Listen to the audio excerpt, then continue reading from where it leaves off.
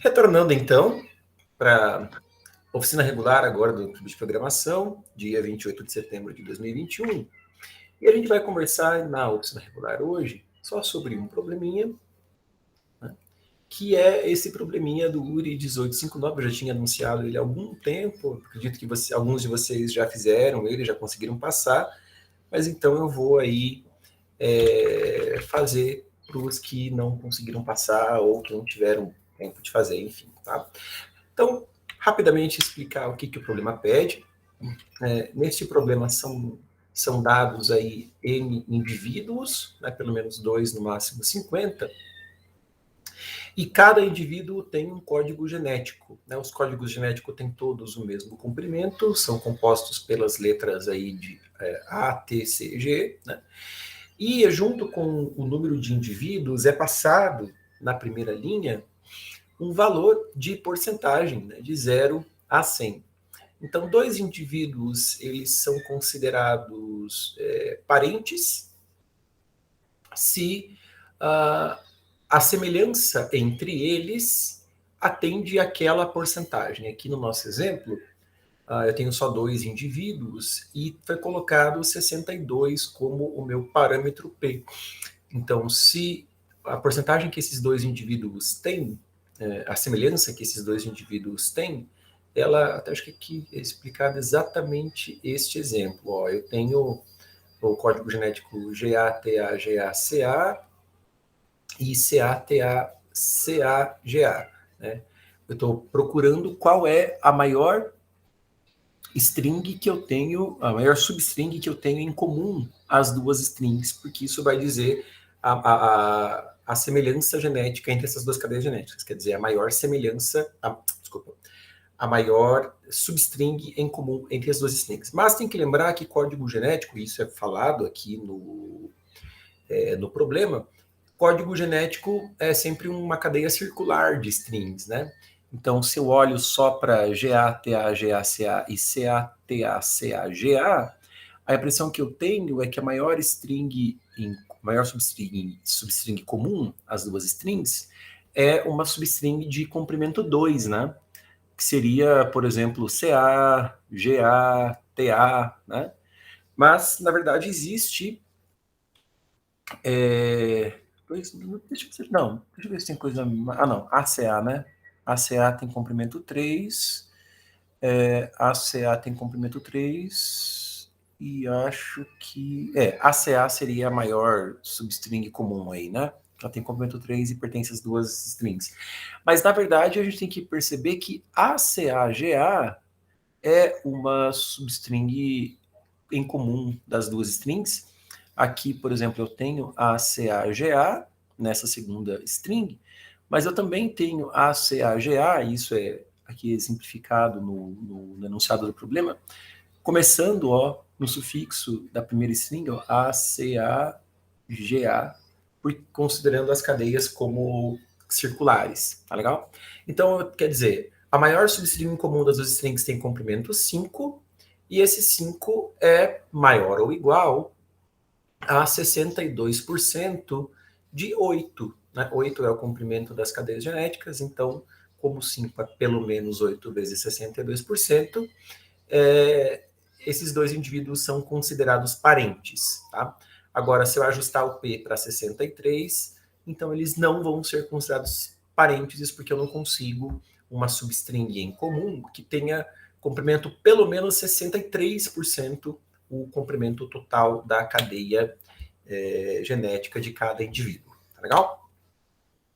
Aí, o que é a história aqui? Foram, com base aí nas pesquisas dos pesquisadores que estavam investigando a arqueologia lá de indivíduos, enfim. Aliás, esses pesquisadores eram Elsa, Ana e Christoph Arendelle, historinha meio hilária aqui, e eles resolveram classificar os indivíduos fossilizados em Starks e Lannisters. Então, a ideia era, de algum modo, classificar esses indivíduos de modo a minimizar a semelhança entre indivíduos classificados em famílias diferentes. Quer dizer, não poderia você fazer, esses caras aqui vão ser os Starks, esses caras aqui vão ser os Lannisters, sendo que vai ter muito Stark com código genético muito parecido com Lannister, porque isso provavelmente vai indicar uma classificação errada. Né? Então, o que você quer é separar esses indivíduos em Starks e Lannisters de modo... deixa eu ver aqui. Quem tem roupa no varal, corre recolher. Você quer minimizar, você quer classificar esses indivíduos em Starks e Lannisters de modo a minimizar o número de pares maus, de bad pairs. Né?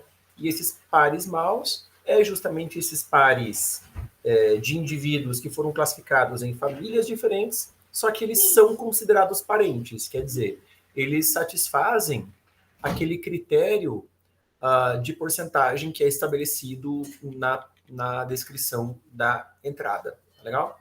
Então, eles são transparentes, só que foram classificados em famílias diferentes. Isso é o que a gente quer minimizar. Se a gente pensa em termos aí de grafos, né? Então, eu estou pensando que dois indivíduos, se são considerados, né, sim ou não, se são considerados parentes, então tem uma aresta entre eles. E, no final das contas, o que eu quero saber, né, é qual que é o corte mínimo nesse grafo.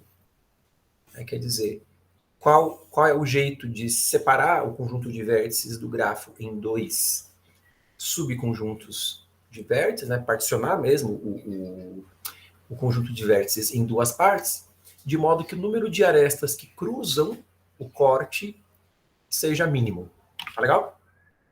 Como a gente vai construir esse grafo, a gente já conversa daqui a pouco. Vamos pensar primeiro nesse problema de corte mínimo em grafos. Aqui é um problema de corte mínimo bem peculiar, né? E bem fácil, eu diria, a parte do corte mínimo. Por que é fácil? Primeiro porque a gente está falando da versão até mais simples, em que as arestas têm peso 1. Isso quer dizer, não tem peso aqui. Os indivíduos eles são ou considerados parentes ou não considerados parentes. Então, fica até mais fácil lidar com o corte mínimo nesse caso. Outra particularidade aqui do problema é que são só no máximo 50 indivíduos. Então, até existem algoritmos mais eficientes do que o que eu vou mostrar para vocês para corte mínimos em grafos. Até recomendo aí que vocês pesquisem a respeito. Mas, basicamente, a estratégia bem simplesinha que eu vou comentar vai ser suficiente aqui para lidar com um conjunto de 50 vértices. Bom, sempre que a gente fala em corte em grafos, tem que lembrar, né, do teorema lá do Minkut-Max-Flow, o teorema de Ford-Fulkerson, que diz que o corte mínimo é igual ao fluxo máximo. Isso quer dizer que se eu estou numa rede, num grafo dirigido, ou ainda que não seja dirigido, tanto faz, né? Se não for dirigido, você sempre vai estabelecer de qualquer forma uma aresta direta e uma aresta reversa no grafo residual de fluxo, né? Então, eu sei que o valor do fluxo máximo que eu consigo mandar de uma origem S para um destino T, o valor máximo de fluxo que eu consigo mandar também é o valor mínimo do corte que separa S de T. Né?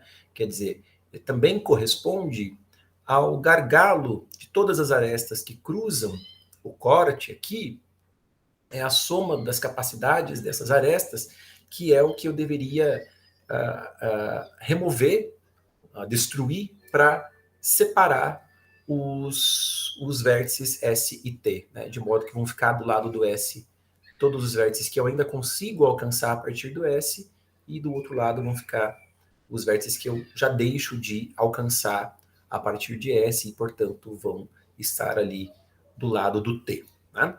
Então, a gente tem aí esse teorema do Minkut-Max-Flow, é um dos principais teoremas de dualidade, né, em otimização combinatória, e constitui a base, inclusive, de por que funciona o algoritmo de Ford-Fulkerson, que é o algoritmo mais simplesinho mesmo de fluxo em redes. Né? A prova de por que ele funciona é exatamente essa que eu falei para vocês, não tem nada muito mais que isso. Isso considerando, claro, né, um grafo residual, já pensando que para cada aresta direta, a gente está criando uma aresta reversa. Se o grafo já era originalmente dirigido, então a aresta reversa a gente deixa com capacidade zero, mantendo a capacidade da aresta direta original. Se o grafo era grafo simples, ambas arestas direta e reversa, a gente coloca a capacidade C, né? A gente entende que tem as arestas aí nas duas direções, tá? Que mais? Bom, eu não vou entrar em maiores detalhes sobre algoritmos de fluxo, Ford-Fulkerson, que a gente sabe que não é um algoritmo eficiente para implementação. A gente tem o FEC, né, que é o Ford-Fulkerson-Edmonds-Karp, que pelo menos é polinomial, que vai executar aí um número de BFS para tentar sempre encontrar um gargalo no caminho aí, né, um caminho de arestas que não foram saturadas de SAT, a gente tenta encontrar um caminho, pega o gargalo desse caminho e sai incrementando o valor de fluxo para em todas as arestas desse caminho. Na implementação de Edmonds-Karp, esse caminho é encontrado por uma BFS, não por uma busca qualquer. E com isso, a gente consegue em O de NM BFS, e portanto a complexidade total do algoritmo vai ficar O de NM ao quadrado, a gente consegue encontrar o valor máximo do fluxo de SAT. Mas isso, né, em grafos gerais, pensando em capacidades quaisquer, né? No nosso caso, é um pouco mais específico, porque todas essas têm capacidade 1, né? Se todas elas têm capacidade de 1 e cada BFS que eu faço incrementa o valor do fluxo em pelo menos 1, então eu sei que eu não vou executar mais do que grau de S BFS. Então a complexidade, na verdade, não é NM ao quadrado, aquele valor absurdo de grande, mas vai ser O de D da origem de S, né, o grau da origem, vezes M, que é a complexidade de cada BFS, ou no pior caso aí, O de NM, pensando que a origem é um vértice com grau muito grande, tá? Isso vai dar O de NM, porque todas as arestas têm capacidade 1, certo? E não O de NM ao quadrado. Existem algoritmos de fluxo mais eficientes, né? Vários, inclusive, alguns até interessantes para programação competitiva. Um que é mais eficiente do que o FEC é o algoritmo de Dennett. A complexidade dele vai depender também um pouco das particularidades do grafo, fica a cargo de vocês pesquisarem a respeito. Ele definitivamente não é necessário para o nosso exemplo, para o nosso problema. Tá, mas... Então tá, quer dizer, se o nosso problema fosse dado um vértice S do nosso grafo, que não é dirigido, é um grafo simples, eu quisesse saber qual que é o corte mínimo que separa esse vértice S de um vértice T, eu consigo fazer isso rodando um FEC. Consigo fazer isso com um algoritmo de fluxo, né? O problema é que a gente não tem uma origem especificada e um destino especificado. A gente não tem um S e um T. A gente não quer saber, não quer considerar só os cortes que separam o S de T. A gente quer considerar também os cortes que talvez, para os quais talvez S e T fiquem do mesmo lado do corte. Então a gente quer considerar todos os cortes possíveis do grafo e não apenas os cortes que separam o S de T. Agora veja, concordam comigo que se eu vou olhar para o corte induzido por conjuntos que incluem S, o corte induzido por um conjunto é o conjunto das arestas que atravessam, né, aquele conjunto, quer dizer, que vão de X para o complemento de X. Então, se eu olho para os cortes induzidos pelos conjuntos que incluem um determinado vértice S fixo, e eu considero só esses cortes, isso dá na mesma que considerar todos os cortes induzidos por conjuntos que não incluem o S, né? Então, tanto faz considerar todos os cortes induzidos por conjuntos que incluem S, ou todos os cortes induzidos por conjuntos que não incluem S. Dá na mesma. Quer dizer, eu posso supor, sem perder de unidade, que S está no meu conjunto X. E aí, vai depender, então, de como fica quem vai ficar fora do meu conjunto X. Então, eu posso tranquilamente, ao invés de fazer uma coisa que seria meio burra, né, que seria fazer um for em S, for em T, e aí calcular o fluxo máximo de S a T, né, resolvo aí, faço um FEC, por exemplo, de S a T, e de todos os algoritmos de fluxo que eu rodei de todas as rodadas desse FEC que eu fiz,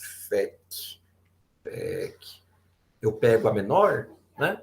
Ao invés de fazer isso, eu estou falando de rodar n ao quadrado FEX, eu não preciso rodar n ao quadrado FEX, porque se eu fixar a minha origem num dado S, por exemplo, 0, e terá apenas esse for em T, quer dizer, o T eu considero todos os demais vértices, eu já estou considerando todo mundo que tem que considerar. Quer dizer, com certeza o corte mínimo, ele é tomando esse S como um ponto fixo e pegando algum destino, né? Quer dizer, o corte fixo separa S de alguém. A questão é saber quem, então a gente itera sobre todas as possibilidades. Isso vai dizer, então, que a gente está executando O de N FECs.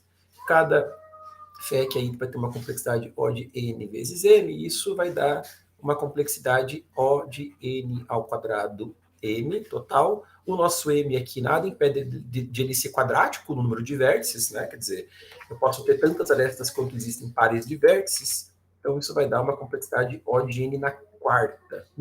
Bastante coisa, hein? Mas olha só, 50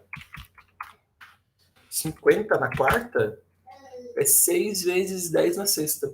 Passa de boa, né? E o time limit desse problema é bem alto, inclusive. O time limit aqui é 4. Então a gente não precisa ter medo de rodar um algoritmo aí 6 vezes 10 na sexta, de rodar esse número de operações, é para passar. Quer dizer, então essa estratégia de rodar N algoritmos de fluxo, fixando uma origem e iterando sobre todos os outros destinos possíveis, para esse problema aqui é suficiente, pelo menos da parte do conteúdo que diz respeito a grafos do problema, né? Vamos ver aí a outra parte que diz respeito a strings. Em relação a grafos, fluxo, corte mínimo, alguém tem algo para falar? Alguém quer falar alguma coisa, pessoal? Enquanto eu tomo meu café que está esfriando. Não? Opa, diga, Eliton, fala aí.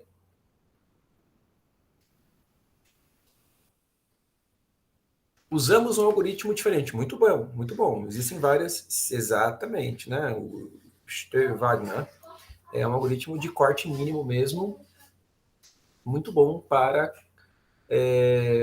problemas de corte mínimo geral. Eu só estou mostrando uma outra possibilidade aqui, dado que o grafo é pequeno e qualquer coisinha que você fizer aqui passa. FEC é muito fácil de codar, né? O código do FEC é uma BFS mais um forzinho, e às vezes você já tem um negócio até de cabeça, e se você olha para os limites do problema e vê que isso é suficiente, às vezes não precisa nem sair correndo atrás, tipo, onde é que está o meu código de Steve-Wagner para poder copiar, colar. O código do Steve-Wagner também não é tão comprido assim, mas assim, é um pouquinho mais elaboradinho, né? E aí você vai ter que codar, ou vai ter que copiar, enfim, você não sabe de cabeça, pode fazer besteira, né? Eu não sei vocês como vocês são nessa questão de, durante a prova, copiar códigos do caderninho. Eu sou muito desastrado.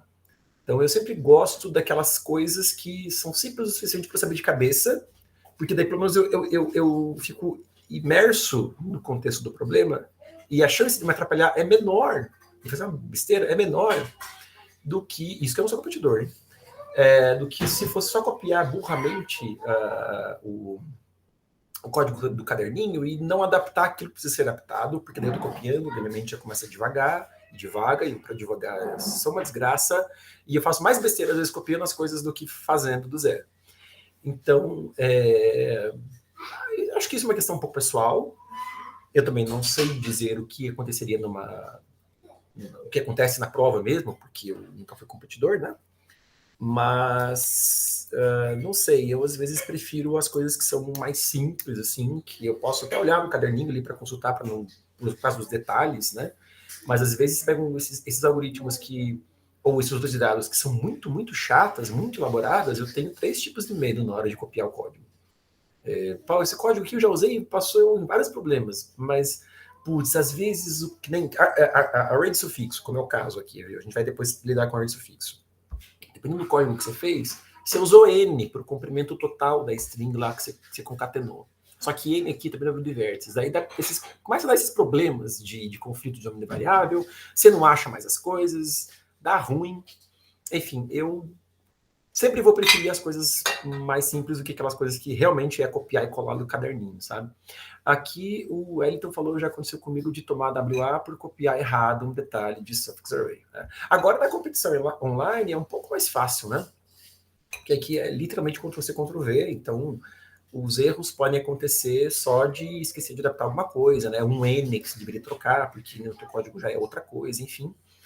Agora, quando é a competição presencial, eu acho que é pior ainda, né? Pô, o código do suffix array não é nada bonito. Eu acho uma porqueira aquilo lá, cara. Aqueles aqueles treinados. Você pega o código dos Halim, e eu acho que você tem que pegar o código dos Halim, porque eu acho impressionante o que eles fizeram, para aquele código ficar daquele tamanico pequeno, curto, bem competitivo mesmo. Aquilo lá é código para o ICPC, né? Que quem digita rápido, quem tem boa velocidade de digitação, consegue rapidinho botar o código do suffix array no programa. Aquele código do Salim, porque senão, se fosse um código um pouco mais higiênico, o código ia ficar gigantesco.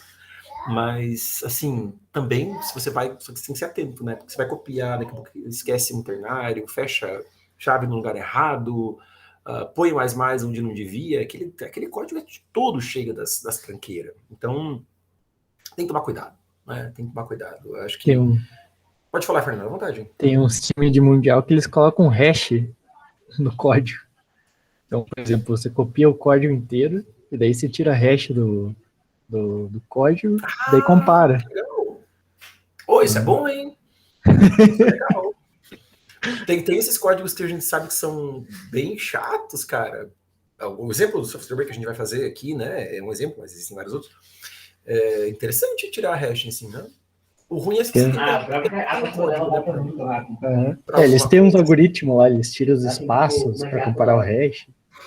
O ruim é que você tem que adaptar o algoritmo, né? Você tem que adaptar o código, daí ferrou. Né? Se não é a aplicação pura do algoritmo. E cada vez menos tem sido isso, né? Tem sido só a aplicação pura do algoritmo. Geralmente os problemas estão sempre pedindo algo a mais. Então,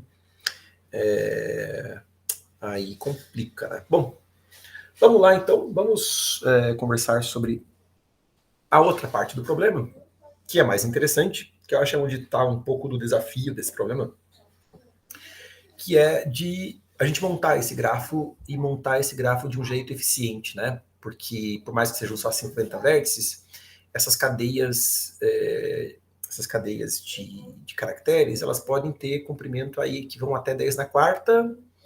Então, a gente está começando a falar de 5 vezes 10 na quinta caracteres no total. E se a gente quer fazer algo quadrático nos números de vértices, quer dizer, se pega os vértices todos contra todos, os 50 contra os 50, e tenta avaliar, tenta encontrar, né, o comprimento da maior substring em comum, mesmo que a gente faça eficientemente esse negócio da maior substring em comum, quer dizer, faça algo aí linear no comprimento das duas strings, ou linear vezes fator log, ainda assim não vai dar, né? Porque vai ficar algo do tipo 10 na quarta vezes log de 10 na quarta, então, sei lá, 10 na quinta operações, vezes 2.500, né? Porque eu estou fazendo todos os vértices contra todos, para decidir quais pares formam aresta e quais não. E aqui já não deu bom, né? Vai ficar um 10 ao cubo, pô, já deu 10 na oitava, vezes 2. Isso é arriscado de passar em 4 segundos, eu acho. Na verdade, não sei se alguém chegou... E tem mais a parte do algoritmo de fluxo depois, né? Mais a parte do corte mínimo. Então, quando eu elaborei esse problema, eu fiz para que quem fizesse essa abordagem do todos contra todos com...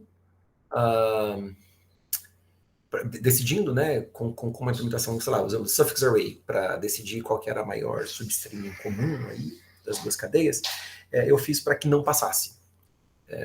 E, pelo menos entre os juízes, a implementação não passou, né? Esse problema foi de uma escola de inverno que a gente fez lá em Erechim.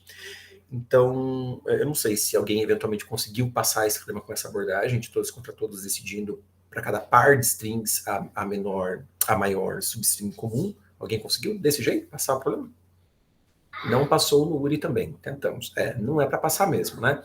A gente aqui precisa fazer uma coisa um pouco mais esperta, que é sobre todas as strings, né, colocar todas as strings num único balaio, ou agora falando na linguagem de suffix array, né, concatenar todas as strings e fazer o suffix array da concatenação de todas elas, decidir quem são os pares de arestas, fazer uma coisa assim, um pouco mais esperta, que a gente consiga uma passada linear, com two pointers, na verdade, né, uma passada linear sobre o array de sufixos, a gente consiga identificar e construir já todo o grafo em tempo O de n ao quadrado, que é o tamanho do grafo, né, mas só que ao invés de O de n ao quadrado vezes o comprimento das strings, que é o que daria a nossa implementação anterior, vezes um fator log, mas que seja O de n ao quadrado, que é o tamanho do gráfico que a gente está construindo, mais o comprimento total das strings. É um mais, não um vezes, né? Porque é uma passada linear no array de sufixos que a gente montou,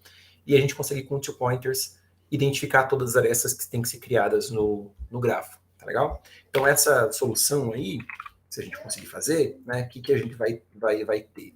A gente vai ter o tempo de construir o array de sufixos, isso vai ser t log t, t aqui é o tamanho total de todas as strings, né, que isso vai dar lá os 5 vezes 10 na quinta, esse t aqui é 5 vezes 10 na quinta,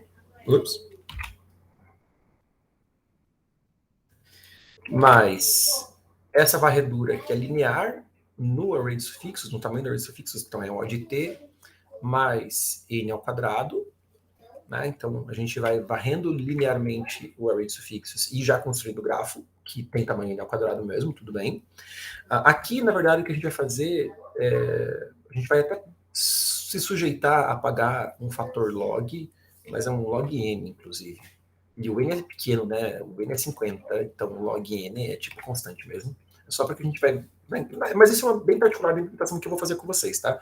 A implementação que eu vou fazer com vocês vai usar um set, só para a gente guardar na hora que vai fazendo a técnica de two pointers, que eu já vou explicar como que a gente vai fazer essa técnica, mas para a gente memorizar quais são os vértices que correspondem ao intervalo, ao range, que dentro do nosso array de sufixos, né? Porque você tá ali definindo um intervalo dentro do array de sufixos e você tem os owners, né? Os proprietários de cada sufixo. Então a ideia é guardar num set os vértices que são os proprietários de todos os sufixos considerados, porque você sabe que são esses caras que você tem que criar as arestas entre eles. Mas aí vai ser uma coisa que diz respeito apenas aos vértices, não diz nada mais às strings, se você tem esse set considerado. Como eu vou fazer isso com 7, e não precisava fazer com 7, mas eu fiz com 7 porque, honestamente, não faz diferença, eu vou ter que pagar um fator log, mas é um fator log de n, nem é um log de t, tá? É tipo constante mesmo. E que mais? E ainda a gente vai ter o O de n na quarta, porque eu quero chutar o pau da barraca mesmo e rodar aqueles NFX para resolver o problema do corte mínimo e tudo bem. E aqui vai passar, né? Ou aqui 10 na quinta, log de 10 na quinta, então eu vou pagar umas 10 na sexta operações aqui, umas 10 na sexta, mais outras 10 na sexta operações aqui, e aqui também vai lá dar aqueles 6 vezes 10 na sexta. Então, sei lá, umas 10 na sétima operações eu vou pagar. Na verdade, os 4 segundos aqui é até generoso, que nem precisava. Deixa eu ver as minhas últimas submissões desse negócio, quanto tempo que eu gastei. É que tem muito detalhe de implementação também, né? Mas aqui, peraí, deixa eu ver onde é que é. Solved, talvez. Aqui. A minha última solução deu tempo 2,5. Tá, tudo bem. Provavelmente é porque eu não me preocupei muito na implementação, mas, enfim, realizar esse número de operações aqui dá para fazer. Tá? Bom, por enquanto tudo bem, daí a gente vai conversar sobre como fazer, que eu acho que é o grande osso para roer aqui nesse problema é justamente isso, né? É fazer essa técnica de two pointers, enxergar como navegar com two pointers sobre o array de sufixos para construir o grafo. Acho que essa é a dificuldade do problema. O FEC ali é o de menos, montar array de sufixos é de menos, porque é só copiar e colar código. Acho que o legal aqui do problema é fazer a construção do grafo através de uma técnica de two pointers. Então, antes da gente ver esse detalhe, alguém tem uma dúvida ou pergunta até aqui? Até o momento?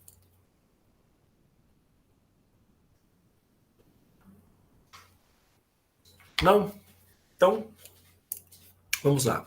Para ajudar, eu abri aqui o livro do Salim e trouxe para vocês essa figura que eu gosto aqui, né, sobre ordens sufixos, independentemente dos detalhes de como é construído a ordem sufixos. Eu não vou explicar ordens sufixos hoje, tá? Isso já foi explicado em, sei lá, em 2020, alguma oficina aí, vocês pegam depois no History do clube, ou leem também, ou leem o Salim aqui está minuciosamente explicado como que você calcula o array de sufixos, né, o suffix array.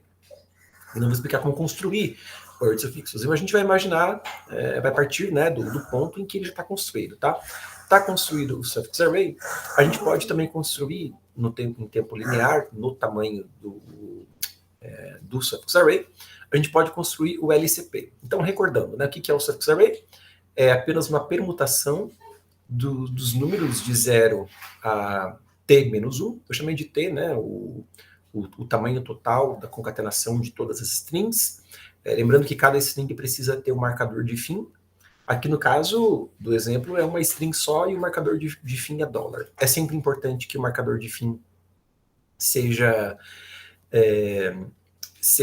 um caractere que tenha valor inferior a todos os demais caracteres.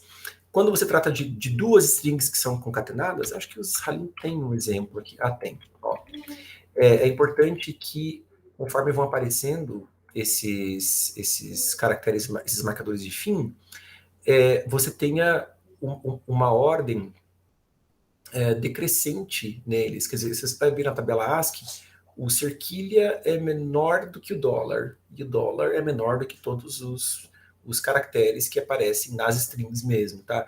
Isso é importante quer dizer, porque o último caractere aqui, ele tem que ser lexicograficamente menor do que todo mundo, para que o primeiro sufixo do sufixo seja esse marcador de fim. Precisa ser esse marcador de fim, tá? Para a construção correta do array de sufixos, tá legal? Então, a ideia é que a gente consiga calcular esse LCP, né, que é o Longest Common Prefix, em que a gente vai calcular o menor prefixo em comum.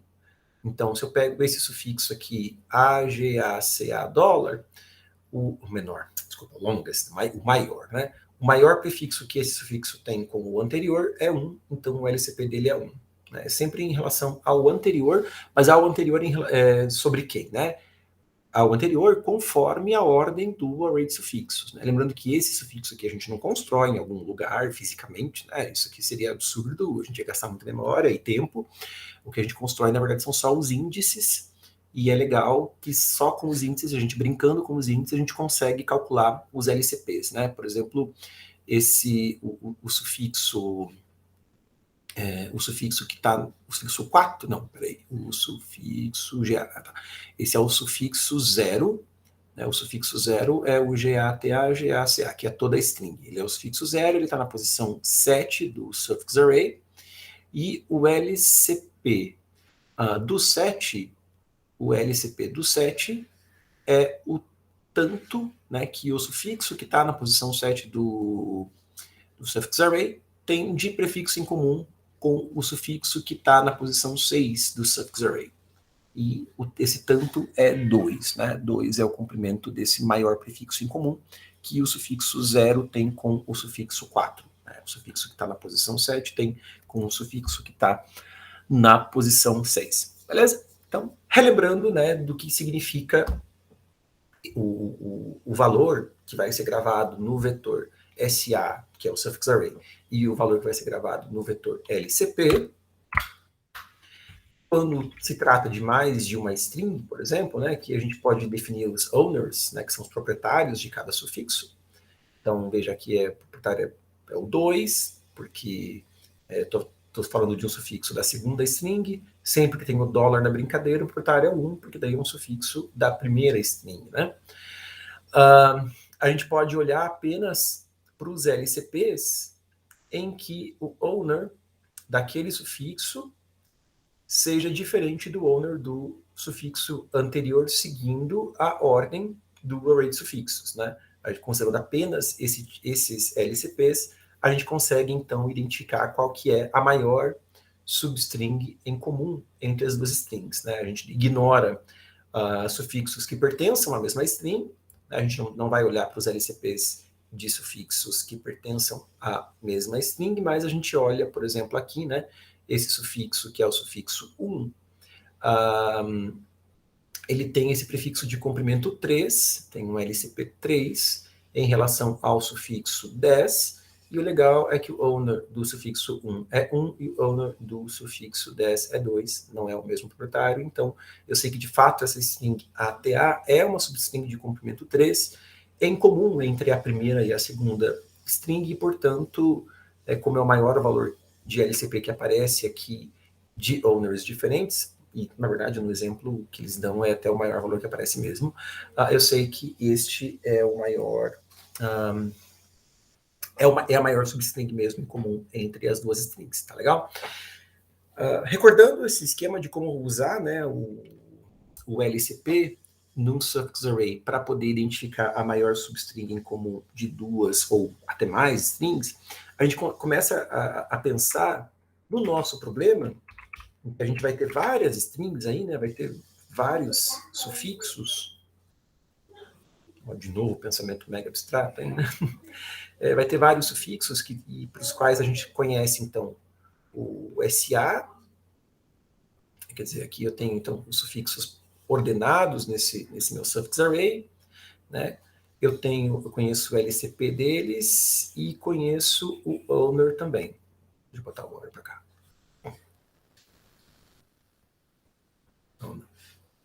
Então, quando eu estou num LCP grande, sei lá, imagina que eu estou num LCP aqui 10, né? Eu sei, então, que um prefixo de tamanho 10, essa string tem com a string anterior.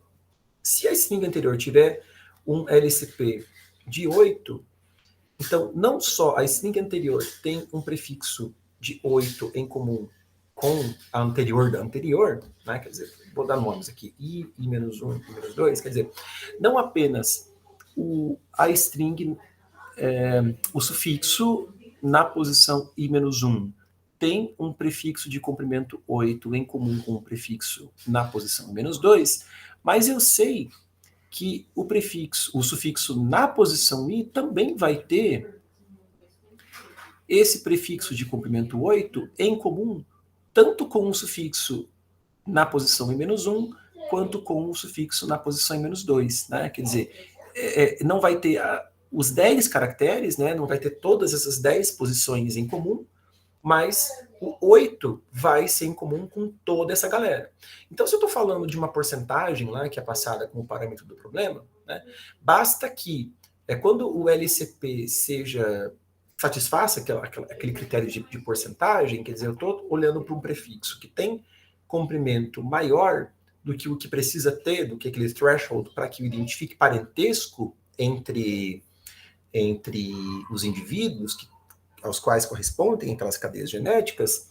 Então, o que eu preciso fazer é olhar para essa janela que eu consigo encaixar enquanto satisfaz aquela porcentagem. Né? E a partir do momento que deixa... e mesmo que em alguns momentos aqui, ó, eu consiga ter até mais caras, os LCPs sejam até maiores do que o que satisfazem aquela janela. Mas eu preciso encaixar aquela janela ali que satisfaz aquela porcentagem. Então, eu vou deixar com essa técnica de pointers, a ideia é a seguinte. Deixa eu tentar limpar a minha bagunça, porque está abstrato demais. Não sei se vocês estão comigo entendendo aí. Imagina que eu chego aqui num sufixo que está na posição i, tá? E ele de fato tem um LCP que satisfaz o critério de parentesco com o sufixo que está na posição i-1. Né? É esse tanto aqui que corresponde, tá legal? E aqui, né, a partir daqui já é diferente. Tá? Então, eu vou deixar fixo o ponteiro j na posição i-1, e eu vou incrementando esse meu i para i mais 1, i mais 2, etc. Pode ser que esse LCP aumente ainda, mas se ele aumentar o LCP, não vai ser relevante para mim, porque eu sei que, na verdade, o i mais 1, por mais que ele tenha um LCP de 10, digamos, em relação ao i, ele vai ter, na verdade, um LCP de 8 em relação ao I-1. Então, aumentar não é relevante para mim. O que eu sei é que aquele valor que pelo menos satisfazia o threshold, ele continua valendo para todos os sufixos, desde I-1, I mais 1, e eu vou avançando com o meu I, até o momento em que eu vou chegar num dado I,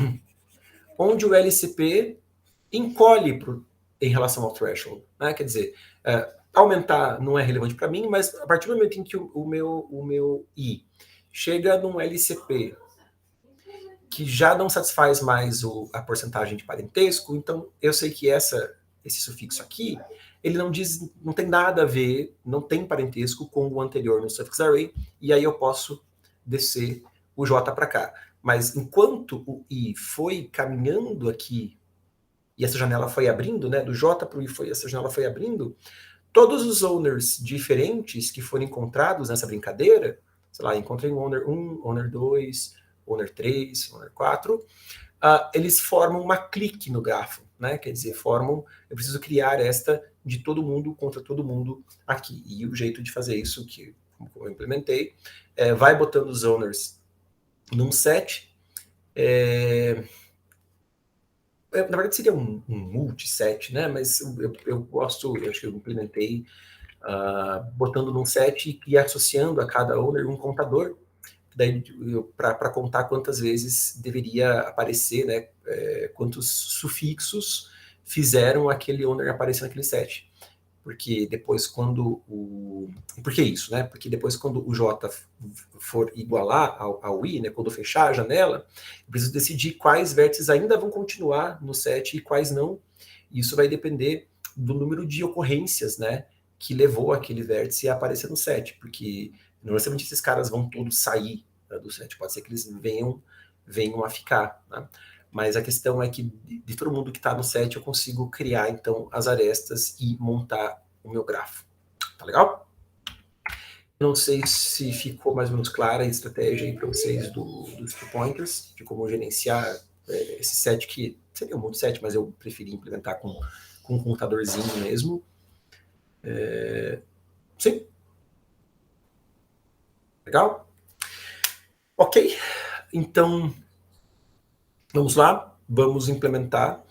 Eu vou implementar na hora de codar suffix array, etc. Eu vou copiar o código. Eu não sei o código do suffix array de cabeça de nenhum. Eu copio e colo e beleza, tá? Eu vou focar com vocês aqui na função main, que é onde vai ser mais interessante mesmo, tá?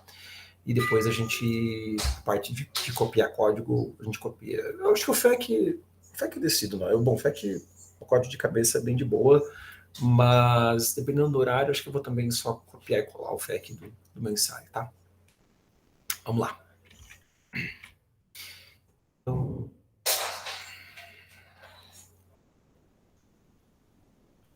esperar compartilhar com vocês o Emacs.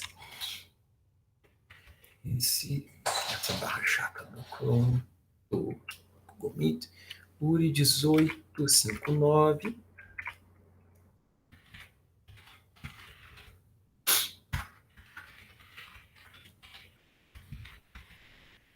Então vamos do começo, né?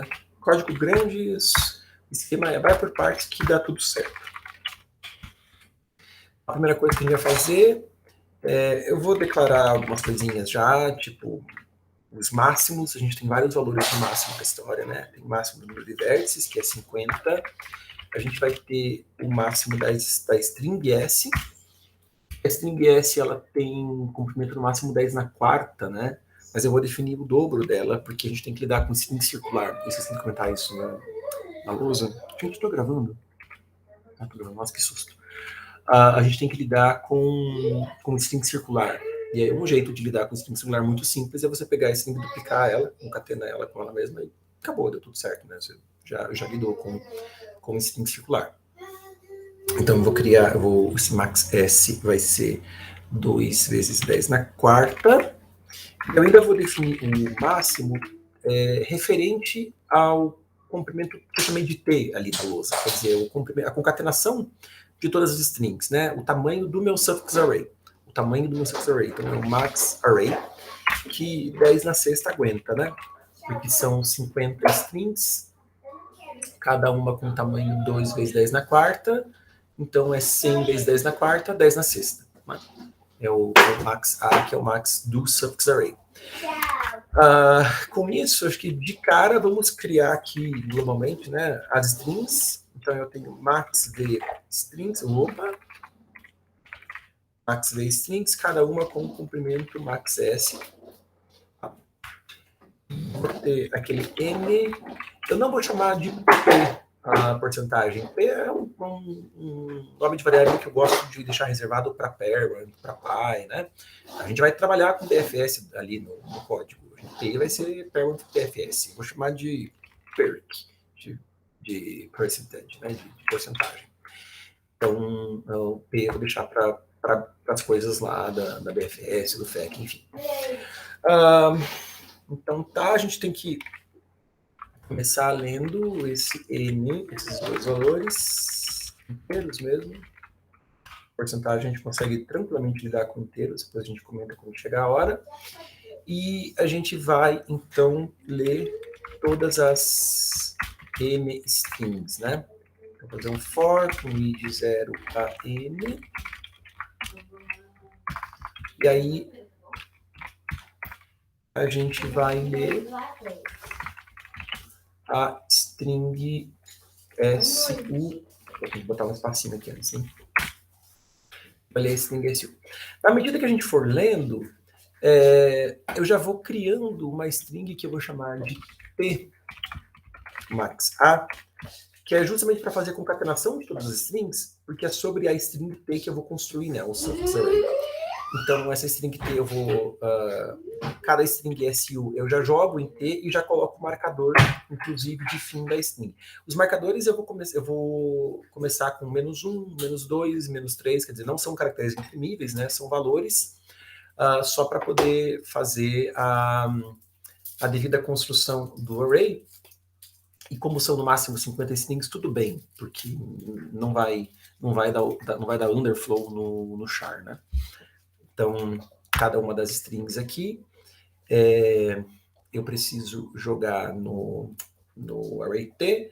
Eu até poderia usar um strcpy da vida, ou strcat, acho que o cat seria aqui, né, o mais apropriado, mas eu vou copiar caractere por caractere, porque cada caractere da string T, ela vai corresponder, na verdade, ao owner, né? Eu já poderia, apesar de eu ter mostrado para vocês na lousa ali, que o owner... Acho que o Salim também está assim, né? Quer dizer, o owner dizia respeito à posição i do array de sufixos. Eu vou fazer, na verdade, o owner do sufixo, tá? O owner daquele sufixo é o vértice u. E é uma informação que eu já tenho, que eu já posso, evidentemente, gravar. E vou precisar depois dessa informação, tá legal? Então, eu vou fazer aqui um J... Aí, não sei, deixa eu chamar isso aqui... onde I, vai.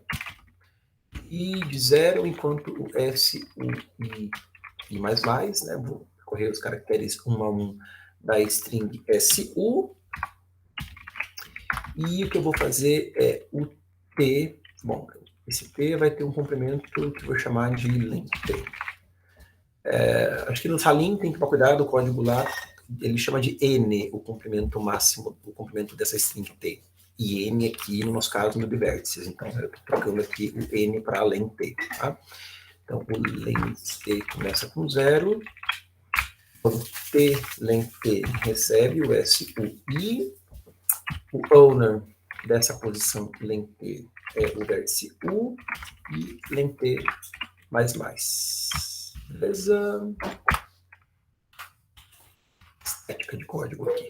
Só porque vai para o Dropbox depois. No final, depois que eu copiei a string toda para a string T, concatenei, né? Falei no final lá, eu ainda preciso colocar o marcador de fim, que começa com -1, depois vai para... detalhe, eu tenho que copiar a string 2 vezes, né? Acho que eu posso fazer isso aqui. Copio 2 vezes a string, porque é circular. E aí eu preciso colocar o marcador de fim. eu falei menos 1, menos 2, não vai dar boa isso, né? Botar valor negativo. Mas, ó, o A maiúsculo, que é ali da entrada do problema, A maiúsculo em ASCII é 63, eu acho. É um valor maior que 50, com certeza, maior que 60. Então a gente pode botar os valores aí de marcador de fim de N, N-1, N-2, N-3, porque isso com certeza é lexicograficamente menor, o valor é menor do que os valores A, C e G, né? Deixa eu fazer assim. Eu vou botar. Acho que eu vou fazer assim porque eu acho que foi assim que eu fiz no meu código. Acho que tanto quando eu criei o problema, depois quando eu ensaiei. Eu não sei se daria certo de fazer com negativo. O char aqui é signed char. Não sei. Vou fazer com n-1, né? O começa em 0, então vai n, n-1, n-2, e o n no máximo vai 50. Aqui vai dar certo, aqui vai funcionar. Então, botei o marcador de fim. Esse sufixo também tem que pertencer a alguém, né? O owner dele é o... Né? Faz mais. Criei todos os sufixos, tem os seus owners, estão lá na string T. Agora, eu preciso finalizar essa string T. Aqui, como eu construí lá, caractere tem que finalizar, botar o /0. E aí eu posso, então, chamar uma função que eu vou chamar de build.sa para construir o array de sufixos e também build LCP, para construir o LCP. Então, SA e LCP vão ser dois arrays aí globais, né, com max A posições, e vão ser magicamente computados pelos códigos que a gente vai copiar. Tá? Então, vão ser preenchidos aí o array de sufixos e o array de LCPs. Beleza? Aí a gente vai começar a nossa varredura com T-pointers, né? Com os nossos IJ para construir o grafo. Então, o que a gente quer? A gente quer construir lá o grafo. Eu vou construir o grafo aqui com uma alocação estática, porque eu gosto. O grafo pequeno, eu olho ele, 50, eu gosto de usar alocação estática, isso é totalmente pessoal, vocês podem usar vector como preferirem, tá? Então é max v, cada vértice tem o seu grau, porque eu estou trabalhando com alocação estática, então tem que ter o vetor de graus também. E eu vou ter também a matriz de adjacências, porque eu vou implementar com FEC, né? E FEC do jeitão em que eu combino tanto a lista de adjacências do grafo residual com os custos aqui gravados nessa matriz de adjacências. É claro que isso não é muito eficiente para grafos grandes, porque nem sempre a gente pode se dar o luxo de pagar algo quadrático, né, no número de vértices. Então, para implementações mais eficientes de FEC, às vezes o que a gente tem que fazer é, na lista de adjacências, guardar não só cada vizinho V do vértice U, mais um pair, né, que contém o vizinho V, junto ali o custo, a capacidade da aresta residual. Mas, honestamente, se você está executando FEC mesmo, o grafo não é muito grande, né? Então, se o grafo é tão grande que você precisa de uma abordagem assim, então talvez FEC já não seja mais indicado, talvez você tenha que usar DINEC ou alguma outra coisa, né?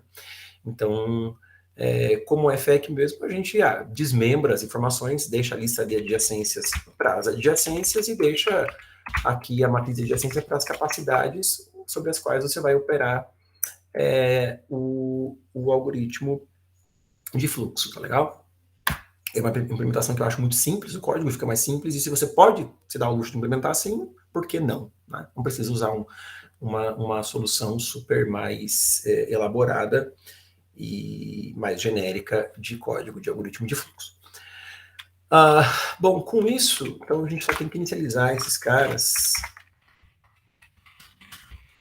Esse meu jeito de construir grafo estaticamente, a gente tem que reinicializar, na verdade, o vetor de graus, né? E também a matriz de adjacências, tem que zerar ela, porque conforme eu for criando as arestas, eu vou lá e vou colocar capacidade 1 na aresta direta e capacidade 1 também na aresta reversa, porque a gente está criando, na verdade, o grafo residual, né? para poder rodar o algoritmo de fluxo, tá? Além disso, eu preciso de um contador para cada vértice, né? Por causa da nossa estratégia, como a gente conversou lá, vou chamar de CNP, é o nosso contador, que marca o número de ocorrências do vértice no nosso multiconjunto, que na verdade é implementado com um conjunto, um set com um contador. E eu vou ter também o nosso set de int, que vou chamar ele de x, tá? Vamos embora. A gente vai, então, começar pegando, olhando lá para a posição 0 do nosso suffix array. Lá tem o sufixo, que é o primeiro na ordem do suffix array. A gente tem que olhar para o owner desse cara. E esse owner, o que a gente tem que fazer é incrementar o contador dele. Tá? Porque, o que eu estou fazendo aqui? O contador do... o contador do owner do primeiro sufixo na ordem do suffix array é esse contador que a gente vai incrementar. E esse cara, esse owner, é o cara que tem que entrar no set, né? Então vamos botar aqui o recebe esse owner, porque é esse cara que tem que entrar no set. E a gente tem que posicionar o J, já posiciona o J em 0, né? Porque a gente vai depois com o I vai crescendo, vai abrindo a nossa janela lá, como a gente conversou na lousa. Então o J já recebe 0. Gosto de fazer essas coisas. Eu adoro C. É esse tipo de coisa que me faz odiar Python, me faz odiar essas linguagens que não dão, você não consegue fazer essas coisas legais. Imagine como seria implementar suffix array em Python. Seria uma desgraça, o código ia ficar 20 vezes maior. Tá bom. Agora o J ficou lá na posição 0, o I vai começar na posição 1 e vai abrindo nossa janela. Né? O I vai de 1 até, não é N, né? Cuidado, é até len-t, né? Eu estou falando agora de uma varredura linear no array de sufixos. O que a gente vai fazer aqui nessa varredura? Então, primeiro, a gente tem que olhar quem é o sufixo que está na posição I, o iésimo sufixo, segundo a ordem do array de sufixos, e ver o owner dele. Oh, meu Deus, owner, não, tá certo, eu escrevi corretamente. Aliás, eu declarei owner. Nem declarei, né? Declarado owner em algum lugar. Vai. Owner max A. Então, vejo o owner do iésimo sufixo, segundo a ordem do array de sufixos, e é a mesma coisa, né? Quer dizer, eu tenho que pegar o contador dele e incrementar e botar esse cara no set também. Se é que ele já não estava. Se já estava, eu estou inserindo de volta e não tem problema, porque eu estou contando quantas vezes o cara foi inserido. Aí, o que eu tenho que fazer é verificar se o LCP desse iésimo sufixo atende o critério lá de parentesco do problema. Né? Então, basicamente, é verificar se o LCPI é maior ou igual, né? Que a porcentagem sobre 100, isso vezes o comprimento de cada string. Eu não calculei o comprimento de cada string. Deixa eu fazer o seguinte, vou chamar isso de underline len, e fazer aqui, underline len recebe strlen do S0. Pode pegar qualquer uma, porque todas elas têm o mesmo comprimento, né? Isso vezes underline len, é o comprimento de cada string. Tá, aí... Bom, aqui tem que trabalhar com double, mas não precisa trabalhar com double, quer dizer, eu posso passar esse 100 para cá, né? Vem aqui, não vai dar overflow, esses LCPs é no máximo, sei lá, 10 na sexta, então olha lá, 10 na sexta, 10 na oitava, cabe no int de boa. Então, acho que eu vou fazer primeiro o outro lado, viu? Vou fazer o menor. Quer dizer, que é o caso em que o LCP não é suficiente para atingir o threshold da porcentagem de parentesco.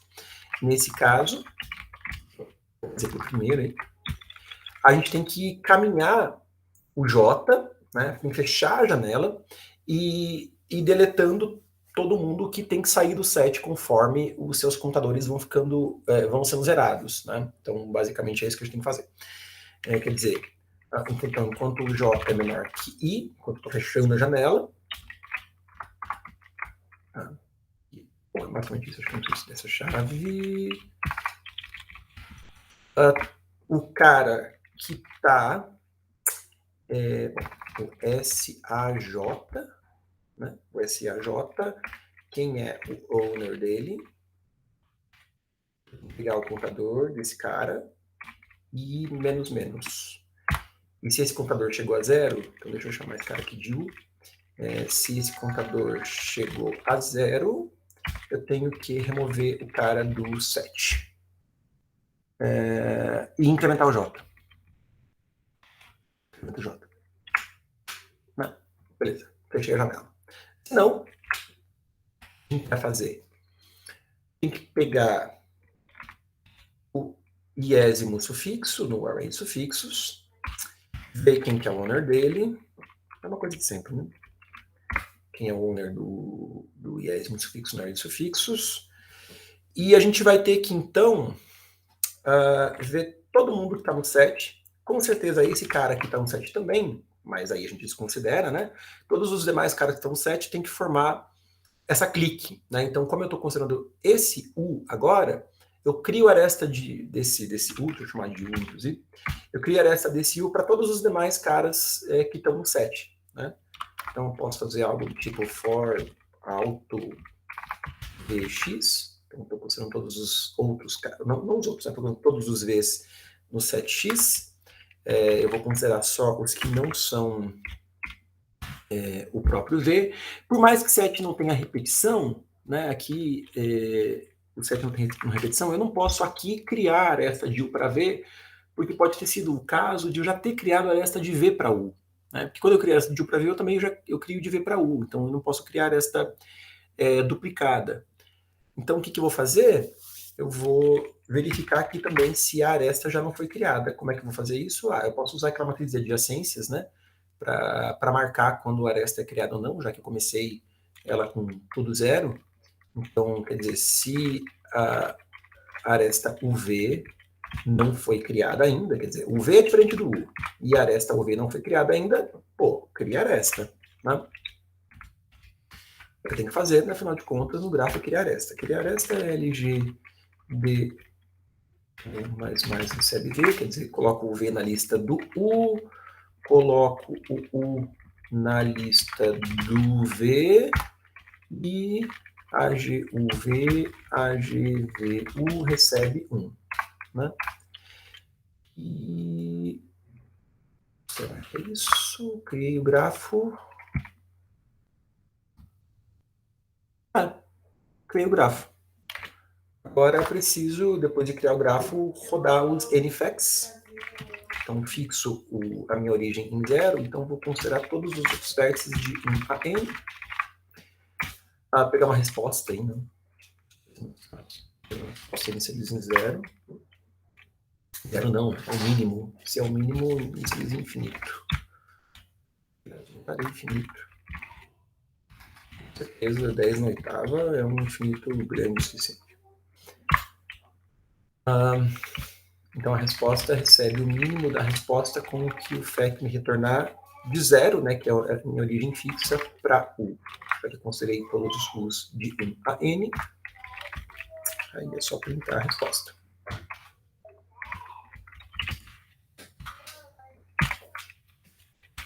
Beleza, pessoal? Esta é a função main. Ficou claro aqui a questão de como que eu fiz usando esses two points e esse set para montar o grafo?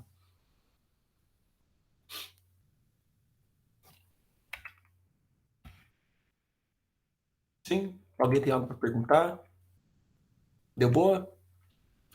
A gente agora é copiar e colar. Né? A gente tem que copiar código para construir o suffix array, a gente tem que copiar código para construir o LCP, e a gente tem que copiar código, inclusive, né, pensando que o tamanho da string podia ser 10 na sexta, eu não iria com uma string, a string tendo tamanho 10 na sexta, eu não iria por aquele jeito que até os Halim mostram no livro deles, de construir o suffix array usando um QSort da vida. ou usando um sort do C++, né? Porque isso dá uma complexidade O de n log n ao quadrado para construir o suffix array, né? É O de log n vezes log n. Eu acho que é melhor usar a versão mais otimizada, que é usar o counting sort para a construção do suffix array, tá? É mais código para digitar, mas eu acho que é mais seguro para passar no tempo também. Claro que quando você está fazendo um código de suffix array, é bom você ter no teu caderninho as duas variantes. Aqui usa o sort do C++ e aqui usa o counting sort, porque se dá para construir o suffix array em tempos, dá para pagar o tempo O de n log n ao quadrado, pague esse tempo O de n ao quadrado. Quer dizer, é menos código para você digitar, para você copiar, para você fazer besteira, né? O sort do C++ está pronto, e a implementação ali do counting sort, que é um radix sort, na verdade, para construir o suffix array não é nada trivial também, é um inferno aquele negócio. Então, é bom sempre refletir sobre qual dos sorts você vai usar para construir o teu suffix array, tá? Aqui eu vou construir com counting sort mesmo. Vou construir nada. Eu vou abrir meu código do ensaio e copiar na caruda, que é algo que no Compass com certeza todo mundo faria, né? Então aqui tá as coisas. Eu sei que eu dei os nomes das variáveis de acordo com o que eu fiz no ensaio. Percentagem, len, ST, LCT, SA, LG, nossa, até o grafo. 2x. Eu preciso dessas parafernálias, que são coisas que são usadas, né, aqui para a construção do suffix array, aqui na construção do LCP. E aqui eu já vou até pegar isso aqui que eu vou usar depois para a minha BFS, usa essas coisas, né? Porque eu faço BFS também, aqui no caso, né? Estou fazendo BFS num vetorzão estático, até a fila da BFS eu estou implementando no vetorzão com o KBGameCam, como eu já fiz algumas vezes aqui no clube. Eu gosto de fazer isso quando me dá vontade, sempre que possível. Eu gosto de educação estática, né? Eu sou um cara mais seance das antigas. Então, vamos pegar aqui código do csort, do counting sort, construção do suffix array, nada, computar o LCP. Aliás, todas já estão ali devidamente declaradas, né? Aqui, ó, pai da minha BFS, a fila que eu chamei de Q, a minha BFS, que recebeu uma origem e um destino, retorna o gargalo encontrado, né? Esse código a gente já fez outras vezes, é código de FEC, como eu já fiz aqui no clube, tá? Ó, o código de FEC que eu gosto, bem simplesinho, né? Não tá bem simplesinho não, deixa eu comentar isso aqui. Meu código de FEC, como eu já fiz algumas vezes aqui, não tem isto aqui. Ops. Não tem isto aqui.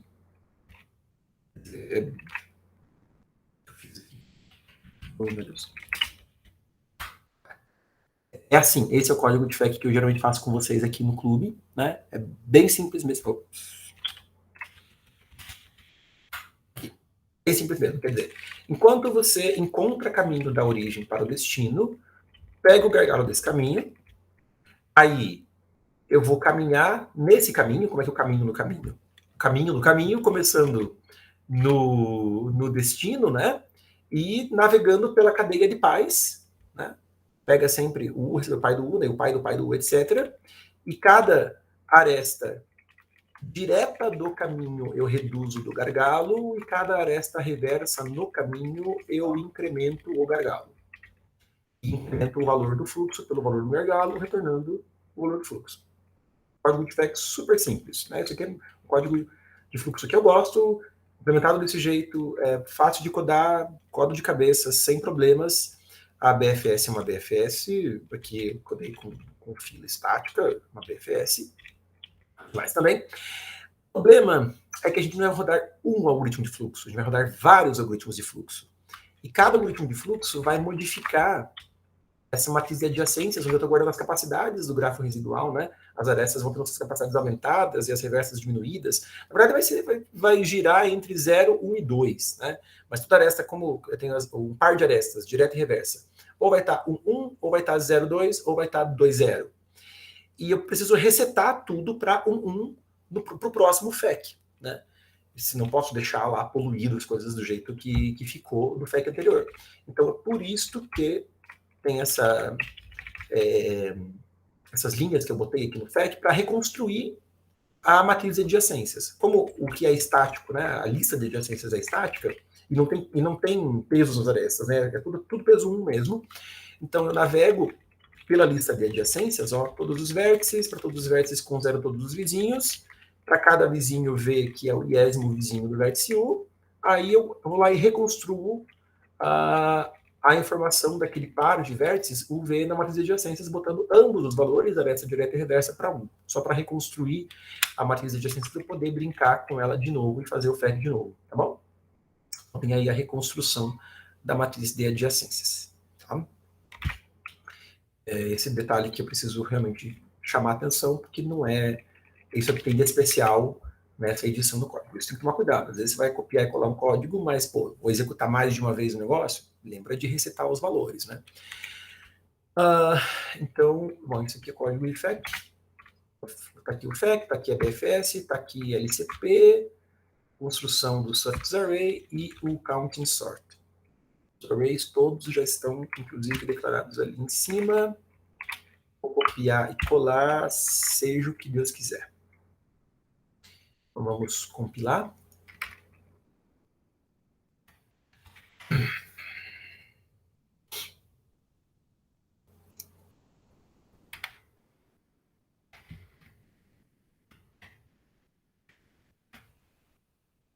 Aqui.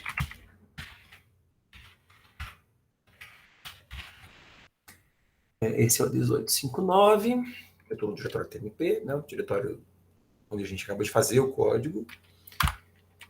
Estou trapaceando. Min não foi declarado. Ué. Eita. Using namespace STD. Tô louco. Aparentemente nenhum conflito na hora de colar o código do ensaio, né? Sabia que tinha nomeado os variáveis corretamente, tudo certo. Vamos dar uma entrada.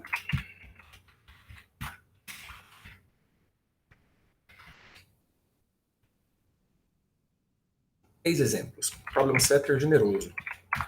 3 exemplos, né, no enunciado do problema. Legal, hein? 1 é a resposta. O outro caso é igual, só troca 62 para 63. 0 é a resposta. Né? Daí deixa de satisfazer o critério de parentesco. Deixa eu pegar esse 5 com 50. Esse caso um pouco mais elaboradinho. 2 é a resposta. Tá bom.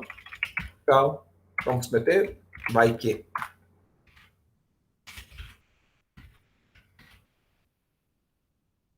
Eu dei uma boa estudada naquela função main antes, pouco tempo antes da oficina, que era para ficar bem redondinho na memória, para não fazer besteira.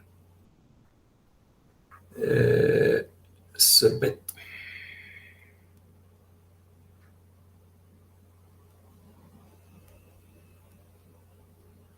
Nossa.